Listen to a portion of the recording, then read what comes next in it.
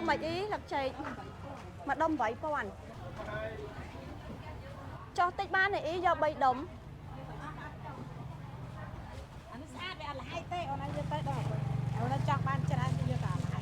giờ tập bị đống hay vậy tịch đái anh ấy thông thằng á ý à từ đây bó mặc lô mà có tao nào miên bắc mai giờ này nó khoai giờ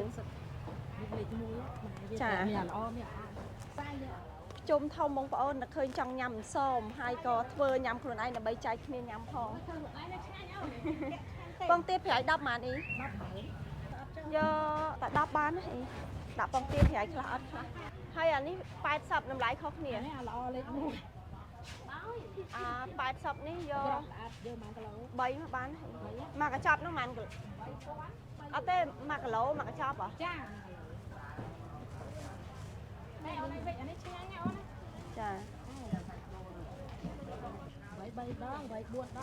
sai mà đông tiền chà con trần chà à tê giờ tôi món chà ốc dân món cái trọt là do mỏ luôn là do cái thuật mà trời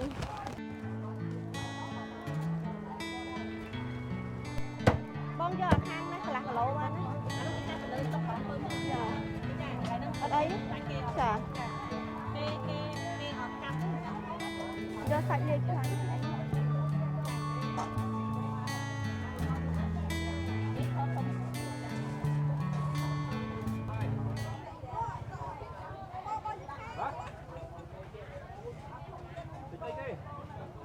chà cái nó tui bay mà nó đóng phóng cho chia xa của dân cặpของnó chỉ nên cặp pin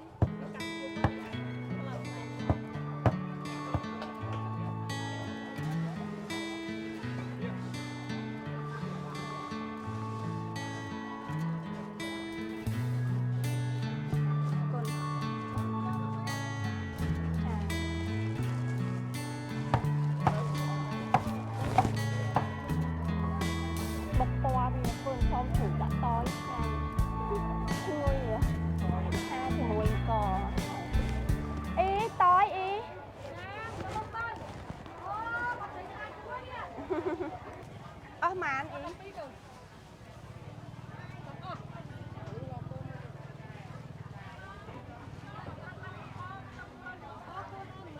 chà nhôm nơi băng phòng chà đây bông bông tỏ kia à lời ní nhôm mau bị sao với hai ngày ní cứ nhôm vịnh xóm chuột ní trong ngày ní cứ nhôm miền đạp bằng tia trái nâng sọc tỏi sầm ráp nhôm thưa xóm ngày ní cứ nhôm thưa xóm bằng co 3 kg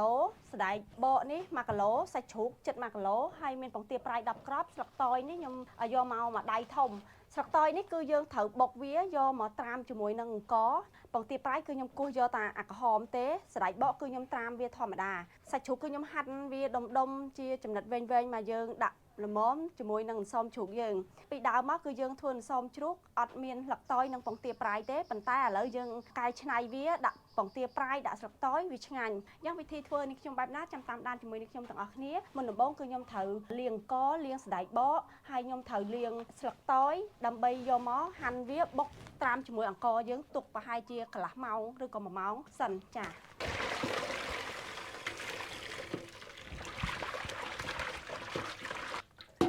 សម្រាប់សាច់ជ្រូកគឺយើងត្រូវយកសាច់ជ្រូក3ជាន់ដោយខ្លាញ់តិចដាក់ក្នុងខ្សោមឆ្ងាញ់យើងដាក់ទូចដាក់ធំតាមចំណង់ចំណូលចិត្តបងប្អូនទាំងអស់គ្នាប៉ុន្តែខ្ញុំអត់សូវដាក់ធំទេព្រោះខ្ញុំអត់សូវចូលចិត្តស្នូលធំ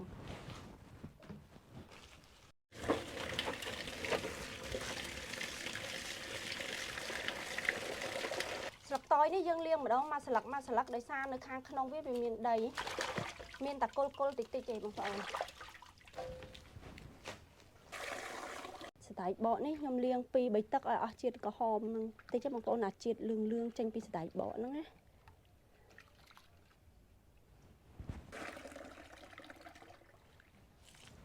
លាង3ទឹកហ្នឹងទៅឲ្យវាស្អាតទុកឲ្យវាស្ពតបន្តិចបានយើងយកមកវិចនំ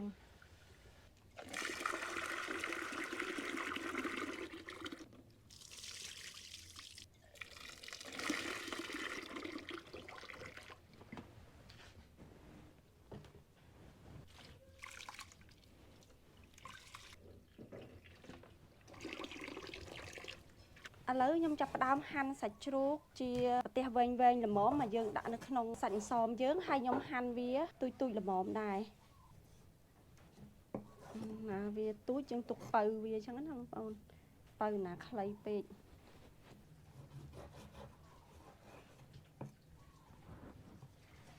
បន្ទាប់ពីខ្ញុំហាន់សាច់ជ្រូកជាច្បាយវែងល្មមយើងដាក់ជាមួយអន្សមរួចរាល់មកឥឡូវនេះយើងចាប់ផ្ដើមយកវាមកប្រឡាក់យើងដាក់អំបិលប៊ីចេងនិងម្រេចយើងដាក់វាល្មមកុំប្រាយពេកណាបងប្អូនយករសជាតិល្មមឥឡូវនេះខ្ញុំច្បល់ចូលគ្នាយើងប្រឡាក់ហើយយើងត្រូវផ្អាប់វាទុកនៅនឹងពេលដែលយើងបិចយើងលើកយកមកម្រេចយើងច្រើនគ្រាន់ដែរ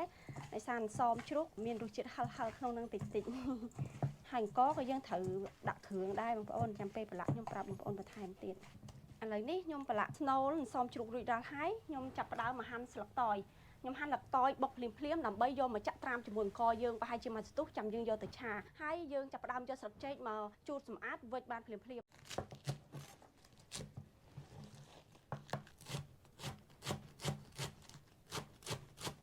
ានម៉ាស៊ីនក្លុកលឿនណាបងប្អូនតែខ្ញុំអត់មាន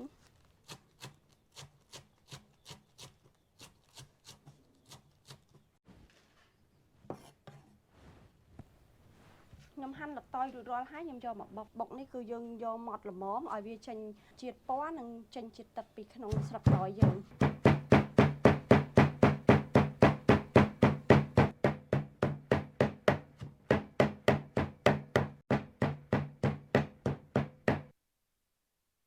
តើខ្ញុំបុកបានទុកល្មមហើយខ្ញុំចាក់ចូលក្នុងកធុនហើយវាមានទឹកបន្តិចទេបងប្អូនទុកយើងពូតវាខ្ញុំបានបុកស្លឹកតើយបានរួចរាល់ហើយខ្ញុំច្បាច់វាបន្តិចឲ្យវាចេញពណ៌ហើយបើខ្ញុំចាក់ចូលក្នុងអង្ករពណ៌ស្អាតហើយឈ្ងុយទៀតបងប្អូនពេលដែលយើងញ៉ាំបង្អែមដែលមានស្លឹកតើយដាក់ចូលណាឆ្ងាញ់ឥឡូវអន្សមជ្រូកយើងអាប់ដេតថ្មីអន្សមជ្រូកគេដំណើរពីដូនតាយើងក៏ពិតមែនប៉ុន្តែយើងអាចអាប់ដេតវាធ្វើម៉េចឲ្យរសជាតិវាកាន់តែឆ្ងាញ់បន្ថែមគ្រឿងក្រៅយ៉ាងទៀតណាឥឡូវនេះខ្ញុំពូតយកកាកចេញ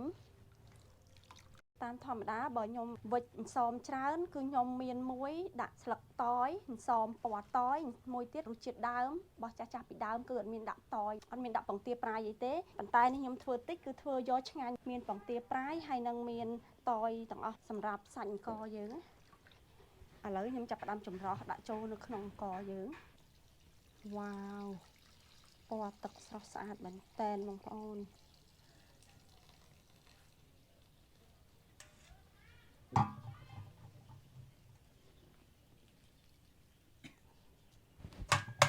លើកទី2នេះពណ៌វារៀងខ្ចីបន្តិចតែអត់បញ្ហាបងប្អូនព្រោះអាក្រមពណ៌វាចាស់ហើយចាយើងត្រាំឲ្យលិចអង្គបាទមើលពណ៌តយើងល្អមែនតែន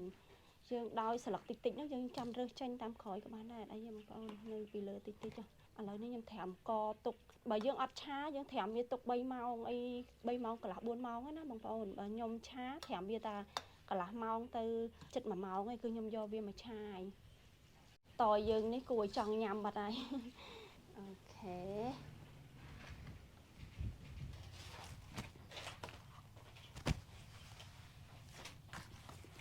ក្រណាត់ស្លឹក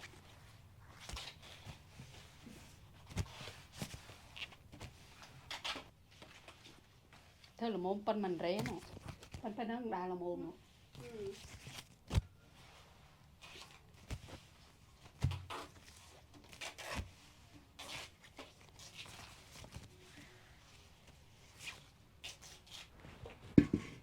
បងប្អូនទាំងអស់គ្នាបន្ទាប់ពីខ្ញុំបានត្រាំអង្គយើងបានជាងកន្លះម៉ោងមកអង្គយើងក៏បានរីកល្មមយើងចាប់ផ្ដើមយកមកចាក់នៅក្នុងខ្ទះយើងឆាវា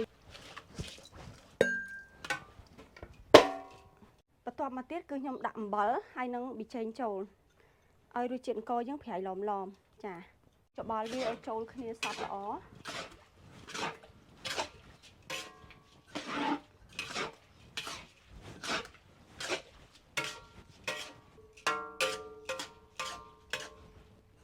ពេលដែលយើងឆាអង្គបែបនេះអត់ដូចយើងវិចអង្គយើងស្ងួតទេបងប្អូនពេលដែលយើងវិចអង្គស្ងួតវាស្រួលជាងហើយយើងដួសវាព្រាយស្រួលបើយើងវិចអង្គឆាវារៀងស្អិតបន្តិចដោយសារយើងឲ្យវាឆ្អិន30ទៅ40%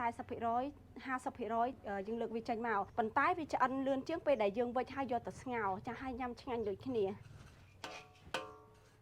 នេះបងប្អូនអង្គខ្ញុំបានស្ងួតខ្សោះល្អហើយពណ៌តយស្អាតមែនតើហ្មងណាមិនត្រឹមតែពណ៌ស្អាតទេវាឈ្ងុយទៀតពេលដែលវាកាត់ជាសមញ៉ាំហើយឆ្អិនហើយវាមានរសជាតិឆ្ងាញ់ហើយឈ្ងុយហ្មងហើយអង្គខ្ញុំនេះគឺខ្ញុំបានឆាវាស្អិតល្មួតឆ្អិនប្រហែលជា30 ទៅ 40% ហើយខ្ញុំដួសវាដាក់នៅក្នុងកធុនទុកឲ្យចុះត្រជាក់បានខ្ញុំយកវាមកវេចពេលយើងឆាទៅវារៀងរីកហើយឃើញច្រើនជាងមុនបន្តិចពណ៌ស្អាតណាស់បងប្អូននៅខាងក្រៅពណ៌វាឡើងខៀវខ្ចី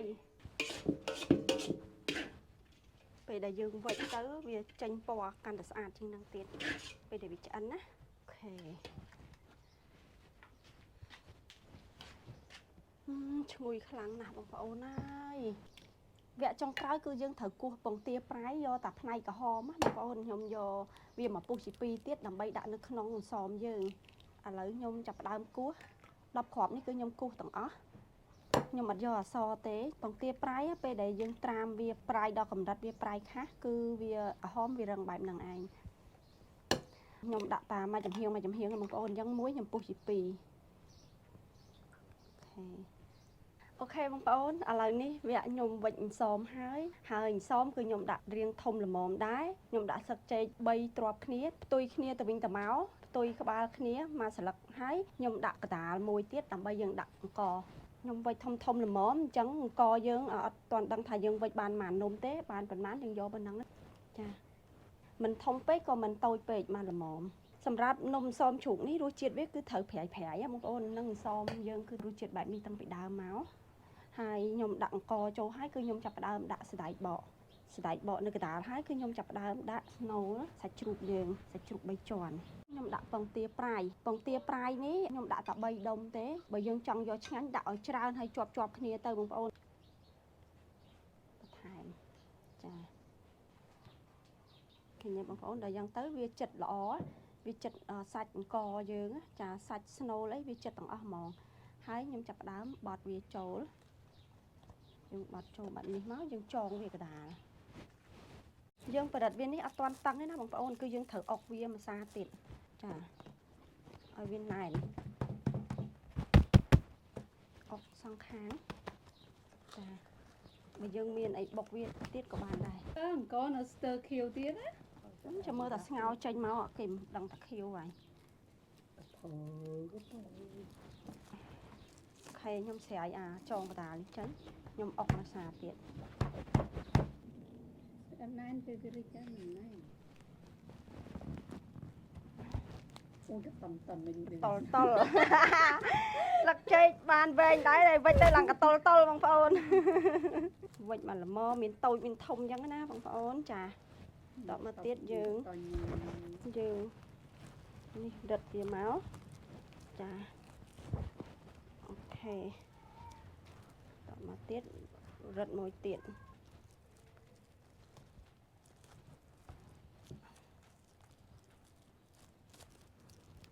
នេះបងប្អូនខ្ញុំវិចរៀងវែងបន្តិចមួយនេះចា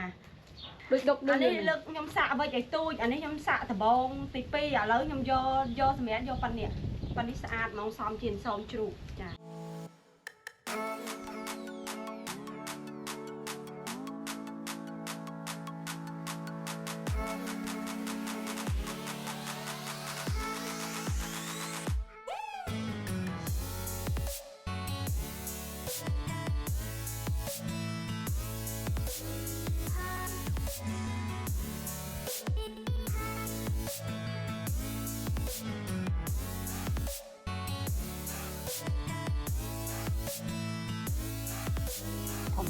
អូយដាំវិចស្អាតមែនវាស្ទើរខ្សែស្អាតមែនតើនេះ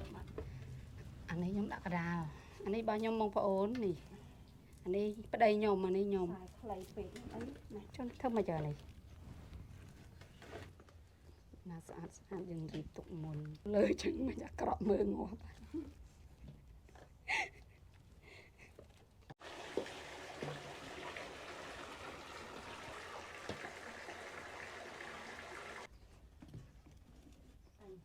ហើយខ្ញុំដាក់ម្ដាយត្រង់អីចឹង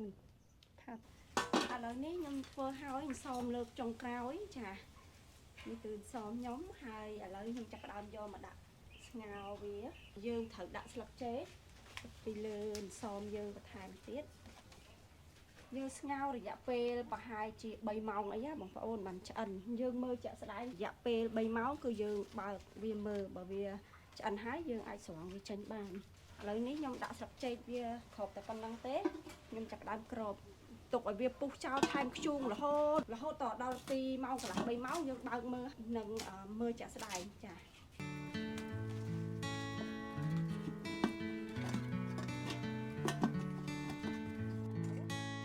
ចាបងប្អូនទាំងអស់គ្នាឥឡូវនេះសមខ្ញុំបានឆ្អិនហើយមិញនេះបកយកទៅញ៉ាំអស់ពីបាត់ហើយបងប្អូនចាចាំពេលវាចុះត្រជាក់បានខ្ញុំចាប់ផ្ដើមបកចែកជូនបងប្អូនទស្សនាហើយញ៉ាំជាមួយនឹងខ្ញុំភាសាទៀតឥឡូវនេះឆ្អែតទេបងប្អូនមិញនេះអត់បានថតចែកជូនបងប្អូនហើយមើលនេះសមខ្ញុំធំមានទូចដោយសារយើងធ្វើវាទៅតាមស្លឹកចេកចាបងប្អូនចាស្លឹកចេកយើងបានវែងបានខ្លីបានតូចបានធំអីយើងធ្វើវាតាមទូចតាមធំហើយនេះរបស់គឹមនេះគេចងអោបគ្នារបស់គេនេះអូដល់ឡាគឹមអូរបស់ខ្ញុំវិញស្អាតដែរបងប្អូននេះឃើញទេសួស្តីបងប្អូនបន្ទាប់ពីអន្សមខ្ញុំឆ្អិនមកថ្ងៃនេះគឺជាថ្ងៃទី2ឯណាដែលខ្ញុំញ៉ាំអន្សមចាថ្ងៃទី1ធ្វើឆ្អិនហើយញ៉ាំមិនបានថតចែកជូនបងប្អូនទស្សនាហើយអន្សមនេះគឺខ្ញុំពុះវាមកមានអន្សមមួយគឺយើងដាក់ពងទាប្រៃអន្សមខ្លះគឺអត់មានហើយខ្ញុំយកមកញ៉ាំនេះចំចកអន្សមអត់មានពងទាប្រៃបងប្អូនតែមកងាកមកមើលសាច់អន្សមយើងវិញណាស្នូលខាងក្នុងចាយើងមានសាច់ជ្រូក3ជាន់មានសណ្ដែកជុំវិញហើយយើងមានសាច់អង្គយើងគឺពណ៌តយដែលខ្ញុំត្រាំទឹកតយបងប្អូននិយាយពីរសជាតិវិញឆ្ងាញ់ខ្លាំងមែនតើចាសំខាន់សាច់វាស្អិតល្មួតឆ្ងាញ់បងប្អូនខ្ញុំញ៉ាំ2ថ្ងៃជាប់គ្នាឈ្ងុយស្លឹកចេកទៀតសមនេះបើចាស់ពីដើមគឺគាត់ចាប់ពី2ថ្ងៃឡើងគាត់ឆ្អើហើយបើឆ្អើក៏ឆ្ងាញ់ដែរស្បែកពីក្រៅស្រួយចារឹងតិចពីក្នុងទុនល្មើឆ្ងាញ់មែនតើខ្ញុំចូលចិត្តសំឆ្អើដូចគ្នាប៉ុន្តែសម័យឥឡូវយើងយកទៅដាក់ក្នុងទូទឹកកកក្រៅពីយើងឆ្អើយើងអាចយកទៅជៀនញ៉ាំបានទៀតព្រឹកឡើងយើងកាត់វាកង់យកទៅជៀនឲ្យជ្រួយឆ្ងាញ់មែនតើបងប្អូនចាសមបន្ទាប់ពីឆ្អិនហើយយើងអាចយកមកធ្វើ3មុខនឹងបានឥឡូវមកប្រយនេះសាច់អន្សមបងប្អូនណា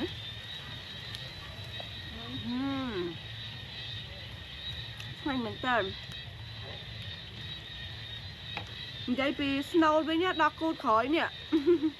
ដោយសារយើងធ្វើខ្លួនឯងយើងអត់រិះស្ដាយនឹងសាច់ទេបងប្អូន